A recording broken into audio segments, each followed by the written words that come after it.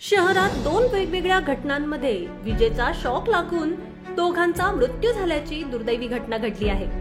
इमामबाडा परिसरात एका 6 वर्षीय मुलीचा कूलरने विजेचा धक्का लागून मृत्यू झाला, तर दुसरीकडे सक्कारदरा पोलीस ठाण्याअंतर्गत एका 24 वर्षीय तरुणाचा पाण्याच्या मोटारला स्पर्श झाल्याने विजेचा धक्का लागून मृत्यू झालाय। दरवर्षी उन्हाळ्यात कूलरच्या शॉकने मृत्यूच्या बातम्या येत असतात।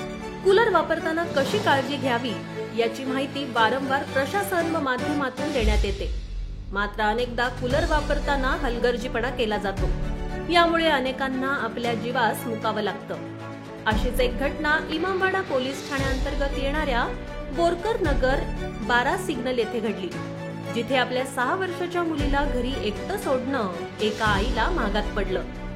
घरात खेळत असताना कूलरचा शॉक लागून एका 6 वर्षीय मुलीचा मृत्यू झाल्याची घटना घडली।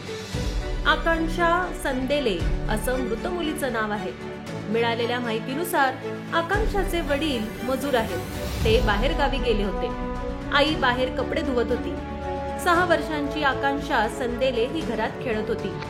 खेळत असताना आकांक्षा कूलर जवळ गेली असता तिच्या हाताचा कूलरला स्पर्श झाल्याने विजेचा शॉक लागला। अचानक घरातून वस्तू पडल्यासारखा आवाज झाल्याने आकांक्षाच्या आईने आत जाऊन पाहिलं असता आकांक्षा जमिनीवर पडलेली दिसली।